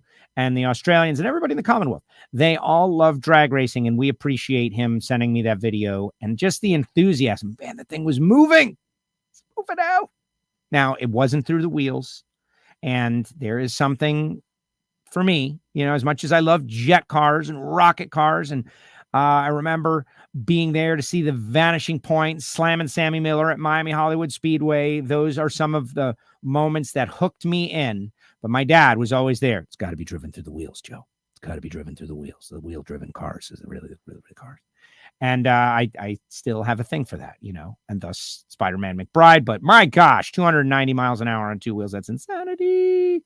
All right, guys, before we get to your comments on the playoffs, your comments on the championships, your thoughts on who might shake this thing up, your concepts on who might be an underdog that could jump up in there, who might be a favorite that is not going to get it done. I got to tell you about the people who genuinely make it possible for me to go WFO. If you've been watching the chat section, I put up the YouTube link. Subscribe, click the bell right down there. They tell you in YouTube college that you got to ask. Otherwise, people don't realize that they got to do it, right? Subscribe, click the bell, share, write a review if you're audio only, etc. Let me tell you about Marvin Rodak, okay? I'm super excited about going to the Stampede of Speed in a few weeks because I'm going to be there for Funny Car Chaos on the 8th. And stay the entire week for the full schedule of events. Pro mods, Palmer, concerts, everything. But one of the things I'm most excited about is hanging out with my buddy Marvin Rodak. 817-924-6821. Coffee, hot sauce, spice rubs, grills, tools, tips, information. If you're a racer and you're looking for a new grill for your racing operation, go to Marvin. Call Marvin. Yes, Lucas Oil Racers. You want a grill, you want Fire Magic, all the brands, Primo, everybody gets the green one. Marvin is a dealer for Primo, which is, from what I understand, to be better. Why? Well, it's got a divider in the middle. It's not just a basin, it's got a divider, which causes that great convection that happens. That makes you a better grill. Call Marvin, 817-924-6821. He's in Fort Worth, Texas. He'll sell you a grill. He'll sell you some coffee. He'll load you up with hot sauce and spice rub. He's going to be coming to the track. He's going to be out there at the Stampede of Speed, all kinds of stuff. So if you're always wondering about, man, I would love to get 10 pounds of coffee, Stampede of Speed is when to do it, guys. All the Lucas Oil Racers, everybody that's going, you will love Rodak's coffee. Maybe he'll even make a special blend for you. 817-924-6821. Talk about our buddy, Matt Clark, down there in Australia. Torque Calibration Services of Australia. TorqueCalibrationServices.com.au, the largest private torque calibration company in the Pacific Australia region. And they work on land movers and earth movers and infrastructure and race cars, including V8 supercars and all the different cool stuff that's going on down under. Go check them out, TorqueCalibrationServices.com.au. And if you are down under and you're one of our listeners and you love racing, this guy is supporting our U.S. Nationals programming from whatever it is, 10,000 miles away. So please support him as best as you can. Thank you, Matt Clark. Frank Hawley's Drag Racing School. The Dragster Adventure, it's a great holiday gift, and the holidays are not that far away. I'm sure you've been in your local Home Depot and you've seen that the Halloween stuff is out and the Christmas stuff is coming out, and it's all coming. And this is a chance for you to get ahead. $399 is not as much as it used to be. Think about it. Go to their website, frankhawley.com. Check out the pricing. You can get a certificate for your gift receiver and send them to it, and then they work it out with Frank. The course goes around the country, and you will be a superhero when it comes to gift getting. It's that time of year. Black Friday is coming. frankhawley.com. samtech.edu. This is for people who are looking for a great career that's not going to be outsourced. It's not going to be sent away. As much as many jobs are coming back, and we're building chip factories in Ohio, and all kinds of good stuff is happening with infrastructure in the United States of America, all the more reason to learn how to program CNCs, to learn how to become a machinist, to learn how to do all those precise measurements. And who can teach you? samtech.edu. Once upon a time, not that long ago, people thought like, oh my gosh, all the jobs are going away. And the only job in the United States of America is podcasters and influencers. And that is less and less true. samtech.edu is a great place to get started. Call Brian Massengill. Tell him you heard about it on WFO. They're going to be at PRI. And find out more. samtech.edu. Appreciate all those guys. Our Patreons. These are people that spend money to support WFO Radio as a subscription out of their pocket. Like you buy Disney Plus, you buy Netflix, and you buy WFO, except you're not mandatory to buy WFO. It's just voluntary, totally voluntary. You want to jump on, you want to support WFO because we try real hard and you think we do something nice. That's cool. Patreon.com/WFO. Do they get something a little extra? Yeah, they do. They get Monday motivation, except not this week. Maybe after the show, we'll do an after show for them. We always try to do something for the Patreons, and we send them a little swag and a pin and a patch and like all that NHRA membership stuff from the old school, except WFO. And we appreciate them. Patreon.com/WFO Radio. People always tell me, you got to promote this more. And that's it. Bernies.com. Josh Hart. First Countdown. I was reading a great story on the Phil Burgess article. Everybody needs to go read that article, right? Because it's numerology. This is the playoffs, folks. This is big. Allow your mind to accept the information, right? Reset, restart. Past is prologue, but new opportunity. And Josh Hart just set a career best, ET and speed up there in Brainerd. He's still a relatively new driver. He's convinced everybody he's made himself a veteran, but every race he gains experience.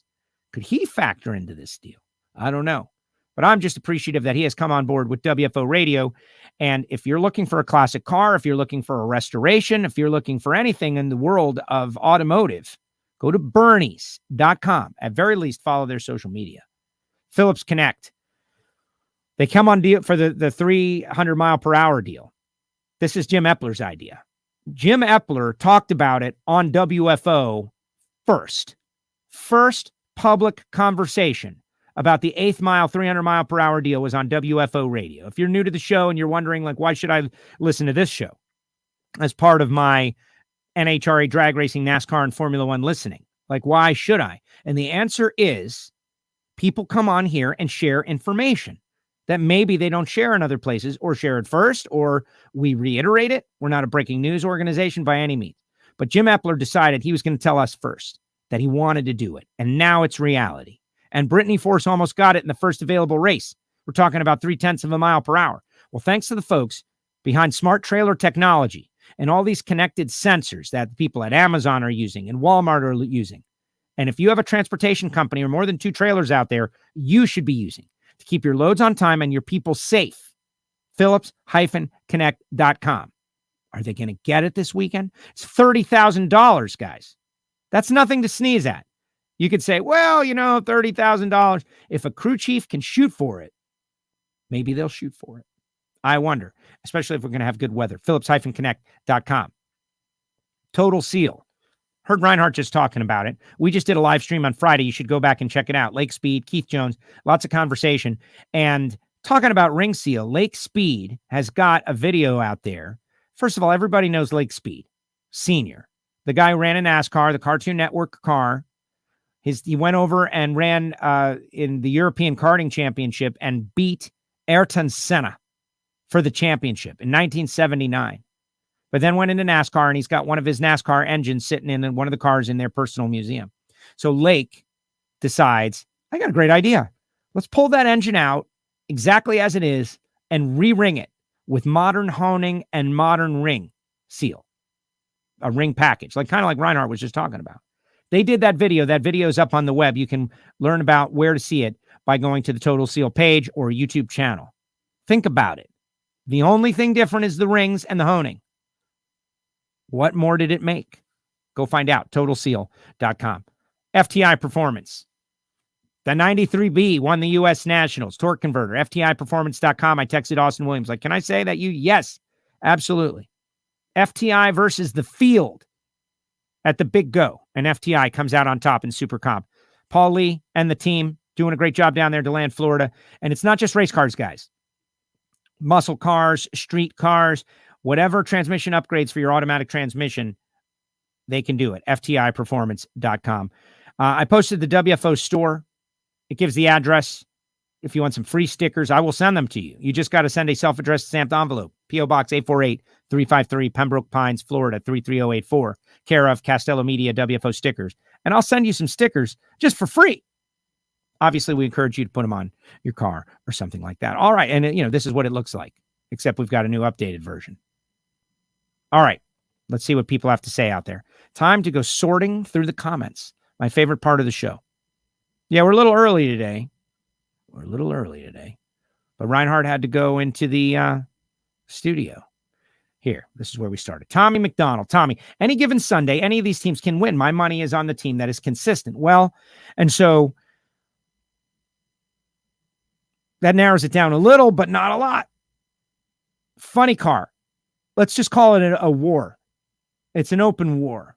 Robert Height, Bob Tasca, Ron Capps, Matt Hagan, the favorites.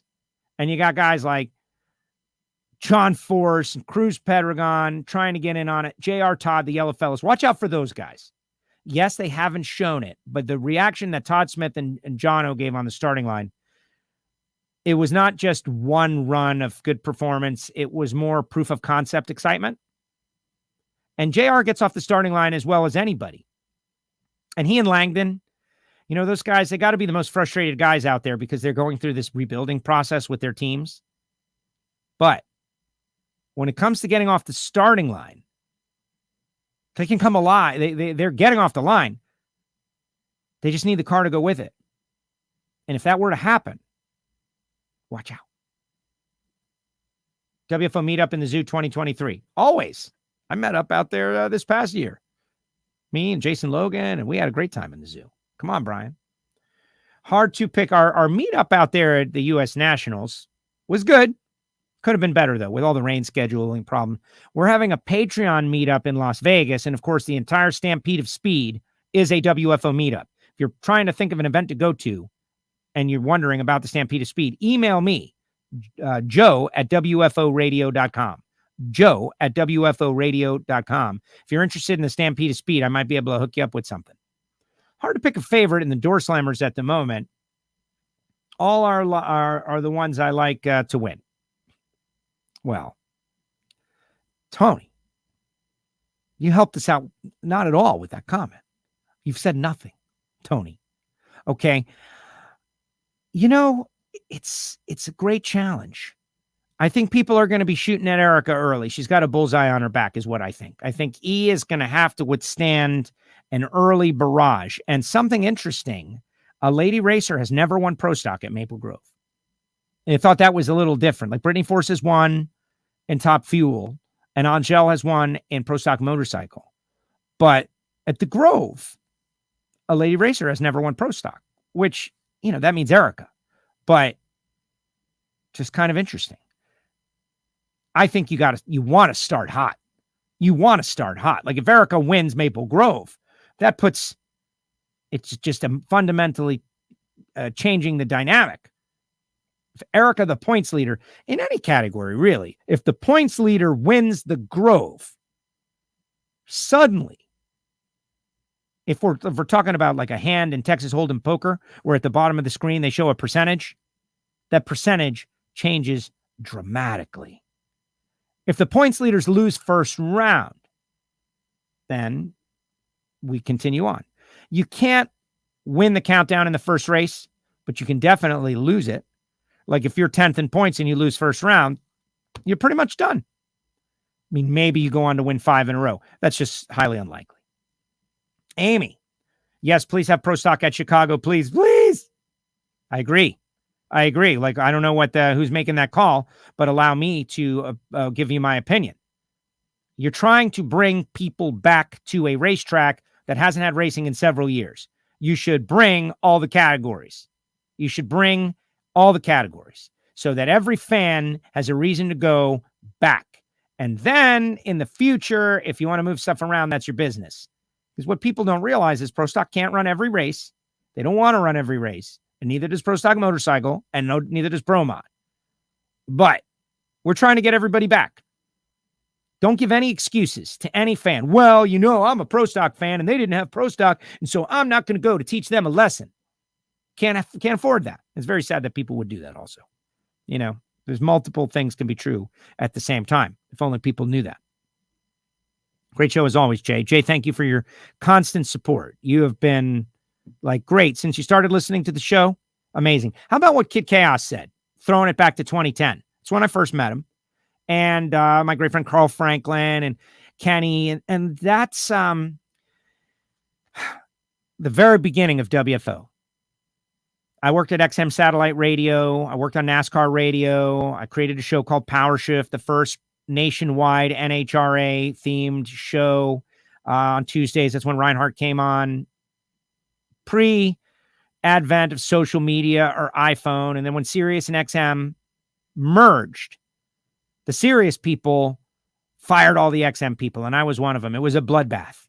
And I hadn't done anything wrong, and it wasn't because of performance. I had one of the highest rated shows on the motorsports channels.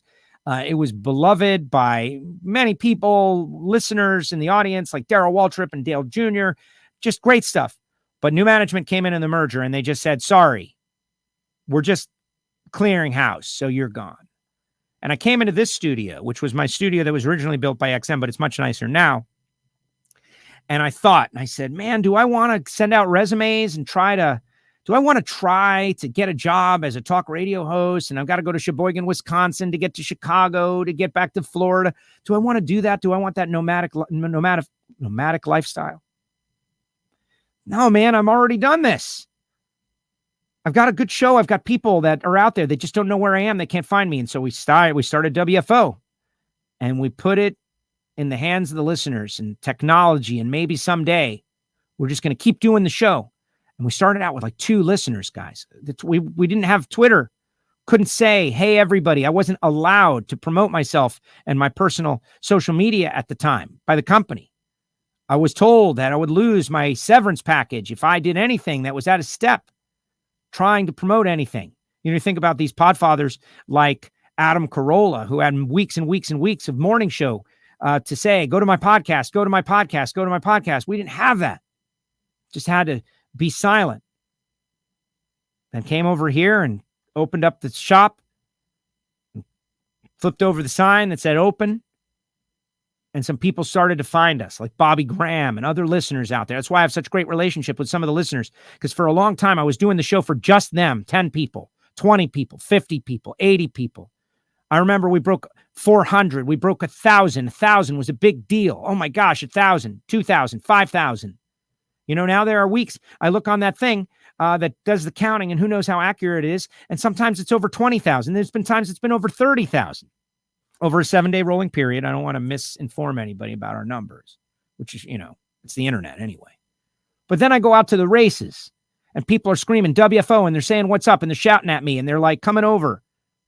Bob Fry was so cool. Bob Fry is like, hey man, you talk to drag racers every week. I'm getting ready to retire. Would you be interested in like maybe doing something? Oh my gosh. No. Yes. I never envisioned myself as an NHRA track announcer. Never once thought that I would be an NHRA track announcer. I was always a talk radio host, but I modified my act a little bit, not much. And now I'm out there doing that, and the show has grown, and you guys have been here the whole time. And I don't talk about this story all the time, but it's time for the playoffs, guys. It's time for positive energy, to really lean into your fandom for your drivers, to follow every media outlet, every week, every day, every show through the playoffs. Don't miss one. I'm talking about the guys on the Power Hour, Monday Morning Racer, and Slam and Sam, and I'm talking about Wes and all those guys, and Brian, everybody that loves drag racing. This is the time to get their take and lean into it and become a super fan during the playoffs, and stop, for gosh sakes, stop with the I don't like it, ... Now's not the time. There'll be plenty of time for that in December, January, and February this coming year. But to all who have supported this, it's really amazing that we've gotten to this point. And Kid Chaos, like, bring back those memories. We, on our own dime, with no sponsors, with nothing, went to the U.S. Nationals, myself and Giovanni in Miami, and Phil D, the insider. And we set up shop in the media center. And we did the show, and Greg Stanfield won it in Pro Stock. And Ellie Tonglet won it. 2 Nitrofish cars. And Kenny, that's why Captain Chaos, man, Captain Chaos, he helps so many people that you never hear about. You don't know. But he has helped Matt Smith, right? Like, how would you know? Many years. Chaos is keeping people out there. And he said, Joe, what would it take for you to bring WFO to the Grove? By the way, we had like 10 days to figure it all out. And he paid us to go up there. And we set up right next to the Nitrofish trailer. And nobody knew who the heck I was out at the NHRA. A couple of people, the XM guy, what's he doing? He's doing his own thing. I remember Chris Hill used to work for the NHRA. They gave us a spot right next to the trailer. And we did the show and we interviewed everybody. Everybody came over and participated as best as they could between runs. And now here we are. That was 2010. It's 2022. And I'm working for the NHRA as an announcer. And I really think that I have a positive relationship with hopefully every single racer out there. Hopefully everyone. And the ones that I don't, reach out to me. Let's make it positive. I've got to work on NHRA on Fox a little bit, but it's all because of this show. And we decided to just take a flyer and make something happen. Try to do something special. And Kid Chaos remembered it. That's my point. That's where I'm going. And now they bought the track. And now, I guess we're hopelessly in this thing forever, right? I don't know. You got friendships that have lasted decades now. So let's all work together to make this the greatest playoff that's ever happened in the sport of drag racing. NASCAR's got their night race. We can catch them. This weekend is the NFL adjacent game. What does that mean? Yeah, nobody knows what the heck that means, Joe, because that's TV speak. The NHRA is going to be before or after the NFL on Fox all across the country. It's a very important NHRA race. The guys that work on NHRA Fox on a regular basis, Steve and Brian and Pete and everybody, they have been working on this thing for a long time. It is a chance to show millions and millions of people who don't know what drag racing is, what it is, what it's about. And it's about power. NFL's about power. It's about speed. NFL's about speed. It's about skill. It's about determination. It's about never quit. It's about the desire to win. It's about the hatred of losing. All of those things are the same as the NFL. Those fans would like drag racing if they saw it, if they ever came to a track. It's our great challenge. And that's what we're doing this weekend. So I know I'm a cheerleader. Yes, cheerleader, fanboy, or maybe I'm just thinking about my own income. Whatever you think. If there's ever a week to dig out your NHRA gear, current, not past, put away the John Forrest Castro gear, guys. Put it away. Peak stuff. The people who are paying him now, not the people who paid him 20 years ago. Break out your gear, your Ron Capps gear. Wear it on Sunday. The Ron Capps blue. Same with Robert Height and Bob Tasca. No fighting, please. But this is the weekend. And right through 3 weeks in a row of NHRA drag racing in the playoffs. No negativity, please. Till the end of the year. Save it. We'll do it at PRI. Wow, how about that's for a soapbox moment? Huh? Oh, yeah, I used to do that all the time. I used to attack. You guys get a different version of Joe because I'm generally positive. Generally positive. My Miami Dolphins won a game. It's very happy. I say hi at Maple. Okay. I say hi at Maple as well. You might just let me know, Mike. Why did NHRA limit the races pro stock attended? Because the pro stock teams wanted them to. They felt like it would be more affordable and easier to go to 18 races, in this case 19, than 24 at the time. And so that it's not that we're limited by NHRA. It was a deal that was put together by all the teams and the NHRA to make the sport more viable. And now there are 15 championship contenders in pro stock. Reading is very underrated. Love the small town and unique restaurants. Also cool to watch the Amish up the hill and watch the races. Yeah, I'm less, I'm not against the Amish in any way, but I don't like getting stuck behind their buggies while driving down the road. That's a bummer. It's also the antiquing capital of the world. Did you know that? Yeah, I figured that out when I stayed there in 2010. Maple Grove, some guy on my YouTube, not on my YouTube, on my Twitter, some guy on my Twitter was like, the track doesn't belong on the tour. And me and Drag Race Central and a couple other people are like, please explain yourself. Why? No response. No response. Why not? No response. I would call that psychotic. Maple Grove is legendary facility. Legendary. Why was Richmond omitted? Why are you asking me? They have put out a letter that says that they and NHRA worked on a negotiation and they could not come together. And their letter was very positive, and that's it. There was a negotiation and they could not come together on a deal. So that's all I got. Gary just says, cool. I have something on the work table being made just for you, Joe. Thank you, Tony. Wow, that's amazing. Thank you. People have made, I appreciate that. There's no way I can thank all the people that have helped me over the years, except for continue to remember as many people as helped me. There's a lot of people like Nick Salamone, right? Yourvelocity.com. Nick Salamone comes up and he sponsored the show for a year early on when we were still building our audience. He's now since retired, but we wouldn't have got here without him. And, now there's 20 shows out there, guys. It's different. And it's very different than it was then. How did we survive? It's amazing. Anybody got incrementals?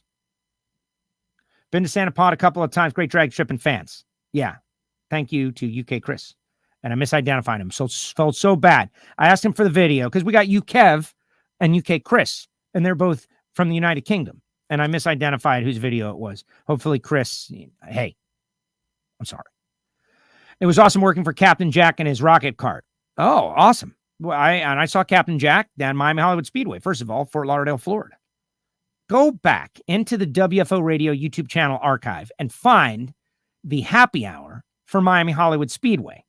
where that tree came from back there, where I got my announcing start. And you'll hear all the craziness. Darrell Gwynn. We got to get DG back on.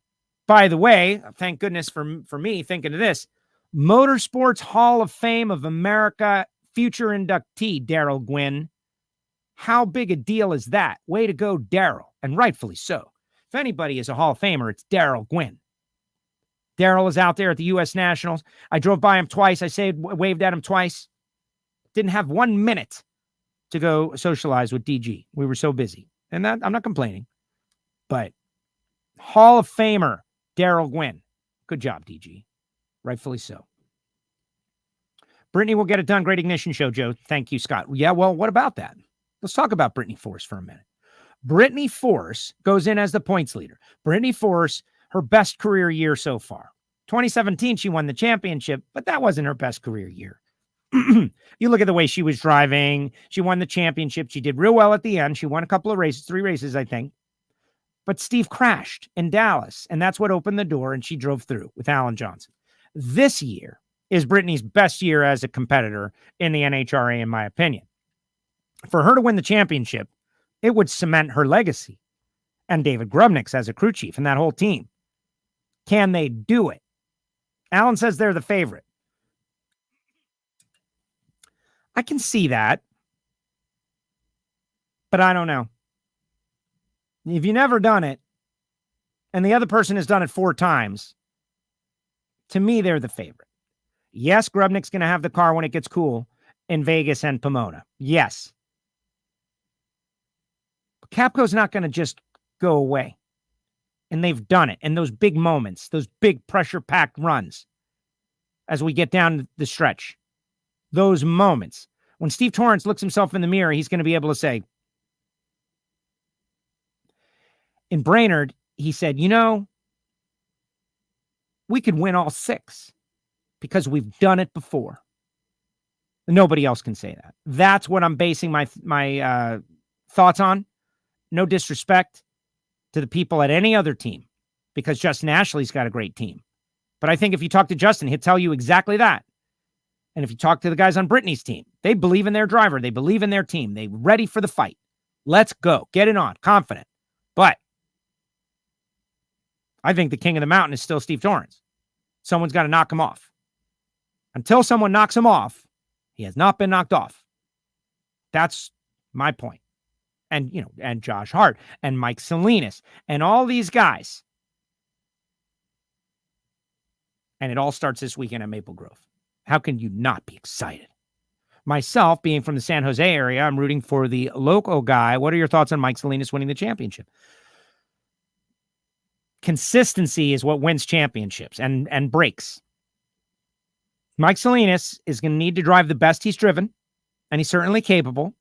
He's going to need to keep the car straight. He's going to need to go to the semifinals, get out of the first round, go to the semifinals, and then catch some breaks. And Rob Flynn and that team, everyone forgets that they were probably working on stuff too. I think Mike can do it. Yes. Mike Salinas won the championship. I would not be surprised. But if we're handicapping the deal, he's not the favorite. You just don't get to leapfrog the points leader and the guy who's won 4 times in a row. I just don't think so. I'm going with EE for the championship, but Dallas is going to be in the way. He's a tree killer. Dallas absolutely is. Pro Stock's impossible to handicap, guys. Erica could win she could win a couple of races. She could win, these 3 in a row. Anything's possible. What's Elite been running? Do they have another engine under the, did they put away their advantaged engines? You don't know. Antron said it a couple of weeks ago. You don't know what's going on behind the ropes. You don't know. You might think you know, but you don't know. Nobody knows. What have they been doing? Have they had something new ready to go? They're going to drop on the world. But, when we find out, I couldn't figure out the YouTube channel thing. I'll work on it. WFO Radio TV. You just click it and you like it. Anybody got incrementals on that rocket roller skate? Yes. Brett Kepner sent him to somebody and somebody tweeted him out. I don't know who though, but I saw him this morning. 9, 10, 60 foot, I think is what I recall. Nuts. After my battle with cancer, I might be back on the racetrack next weekend. Super Comp Nova. Way to go, Jeff. Congratulations. I've got a couple other friends that are fighting cancer. It is terrible. And, you know, there's a lot of things that people disagree on. But one thing that we should all agree on is fighting cancer and putting resources towards fighting cancer. And I really hope everyone can get together on that, because there are so many people that have dealt with, are dealing with, and will deal with. And it might be you or me. And we just don't know. And Jeff right here, this guy, man, what a nice person. And he is battling cancer and battled cancer and has got it to a point where he might be able to get back in a race car soon. Wow. Good job, Jeff. And I got a buddy of mine, not a buddy, is somebody that I know through my former radio career here in South Florida. And he posted this morning, like, you know, these are kind of my final thoughts just in case. I'm surprised I woke up today. And that's the first thing I read today, guys. You know, and there's people that complain about stuff, right? Don't. Stop being negative. Choose to be positive. Choose to think the best of people. Choose to see the best in people. Choose to, you know, love your country, support your system. Choose to do it. Sending you a prayer, daily prayer, Jeff. Me too, Jeff. Thanks, Tiger Man. God is great. Amen. Maple Grove home track. Be there Thursday, Friday, watching, helping my buddy, Bobby Fazio. There he is, Bobby. There's another one. Class Racing. He's got his own YouTube channel. Last year's super stock winner, got my WFO shirt ready. Yeah, we got new shirts. We got there's jet cars there, guys. I should have talked to Chaos about it. He was so busy. He was so busy. 10:10 SpaceX tonight. Pickle Rick. Yeah, I'm down, but I'm wondering, you know, what's up with Artemis? What's up with Artemis? Oh, the internet's getting funky. Pickle Rick. Everybody loves Pickle Rick. Yeah, new Rick and Morty's are out. New Rick and Morty's. If you're a fan of Rick and Morty, new episodes. I'm trying to keep up with them. I haven't watched last Monday night's episode just yet. Adult Swim. Love your live interviews with super stockers and stock classes. Good job, Joe. Thank you, Art. Everyone should follow NHRA social media. That's what I do for them. And so when people say that NHRA doesn't care about class racers, we say, that's not true. That's not true. And we come right back at it now. We come right back, right into the face of that comment. It's not true. Don't say it. Hard work and persistence. When I'm standing in the checkout line of the grocery store, I have a WFO t-shirt on, and it's all about drag racing, and I tell people to tune in to WFO Radio. Say download the podcast. You know, WFO Radio has been around since we've been on the radio, but now, you know, podcast, live stream. When you say radio, they're in their car, like trying to figure it out. It's one of our issues. I have my first anniversary with WFO. I learned so much about the sport of drag racing, but most of all, I have made so many new friends, says Scott Purley. Thank you, Joe. That's exactly what it's about. Really, the most important thing. People can stroke their own egos and think about how, you know, we're doing rocket science. We're saving the world here. No, we're not. We're making friends. We're meeting people. We're enjoying ourselves through entertainment of race cars. Thank you, Aaron. Appreciate that. Monica, see you this weekend. Ask Daryl about his dad gator hunting. You should go, Joe. Good times. Nah, I'm not into the hunting of anything. Really? I've eaten the gator, though. Jerry Savoy, best gator ever. Thank you, Jerry. Great job. Joe, we're coming to the end, guys. Here it is. Force Caps E. Matt Smith. Caps wins. Yeah, those guys are good. You know, the thing that impresses me is Dean Antonelli really impresses me. Dean is an underappreciated guy. You hear Caps tell the story about the crew chiefs like swaggering around and poking their chest out like peacocks and all that. He says that a lot. And Guido is underappreciated. It's Guido and John Medlin, right? But everybody loves Dickie, and everybody knows Dickie is a hero. And, of course, Jimmy Prock. Those guys get all the love, right? Caps is always, always, always kind of the under-the-radar choice. And I don't know why. And this is true. Like, you know, on broadcasts, they're not the obvious choice to so many people. And they take it personal, and they want to prove that they're right. And so, like, when I go to Guido and I say, hey, man, how's it feel to win the U.S. Nationals? It's not, maybe I should have said, hey, how does it feel to win your 4th U.S. Nationals? Just like when Jack Beckman used to always tell me, hey, you won a championship? No, I've won 3 championships, or I've won 2 championships because you forgot about my Super Comp championship and you're failing as a person. And it's like, oh my gosh, that's really not how I meant it. Sorry. But you're right, kind of. You're right. These guys are serious about what they've done and what they've won. And Guido wants to get out there and throw down with Jimmy Prock and Dickie Venables and Mike Neff. And so, if Ron Capps were to go out there and win the championship in some sort of convincing fashion, don't be surprised. Hoping to get on attention in the pits. Oh, well, we have to see your car, Robert. We have to see the car. Thank you for your support of the military. Thank you, Rick. Hey, my dad, United States Marine Corps veteran, Vietnam era drill instructor. I was like 11 and I went to see Full Metal Jacket. Okay. My Uncle Murph, right? Airborne, 82nd Airborne, Vietnam. Okay. This is how I was raised. And everyone really should think very deeply about the people who serve, why they're doing it, what they're doing, and the reasoning behind it. And, take the edge off a little bit. Steve, Matt, Matt. Okay. Doing first names now, huh? Looking forward to Gateway at the end of the month. 15 minutes from my house. Way to go, George. I am too. I'm not going to see the Stones this year, though. It's going to be hard to beat last year when Blair hooked me up with tickets, right, to see the Rolling Stones. That was incredible. Fazio since stepped away from Class Racer to doing his own thing, driver interviews with Bobby Fazio. Yes. Yeah, no, I know that. I was on it last week. And he is the defending race winner, by the way. Remember last year? That was one of the things I regretted. The only thing I regretted about my first opportunity to work on NHRA on Fox last year was that I didn't get to be on the stage with Bobby Fazio, who is a friend. Sergeant in the United States Air Force Reserve here. Thanks for support always. And absolutely. All right, guys, that's it. I'm out. Hour and 41 minutes. We had Kid Chaos. We had Matt Smith. We had Alan Reinhart. We broke down the countdowns as best as we could. The Ignition Show is in the archive.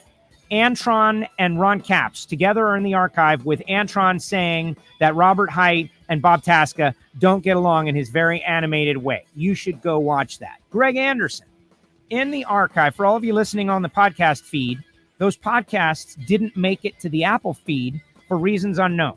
That's why you should always download the WFO mobile app for free. It's on our website. Mobile app. Enable push notifications. You can watch all the videos. You can get to the merch. You can listen to the audio. And it seems to be pretty solid. It's up there on WFOradio.com. 100 minutes. Great show. Thank you. Hey, guys, I'm excited too. Sorry to take up so much time. But look at it this way. We're done before we normally start. Now, I love the sport of drag racing, and I'm just super excited. Like, this is the time. This is where we get fired up. I'm looking for this shirt in particular. We've got smoke, and we've got fire. Available in the WFO store, by the way. Shout out to Steve Brenwald from Brenwald Media, our buddy. Feel better? He's been a very big help behind the scenes. And everybody who supports WFO Radio, we appreciate you. All right, guys, that's going to do it. We'll see you next time. 3 more comments. Might as well do it. Great show. It was. Go listen again. Father was a drill instructor. That must have been something growing up. Yeah, he was actually, don't mess up, and you're good. And I was. And we have the best relationship ever. All right, guys. WFO. See you at the Grove, baby. House of Chaos.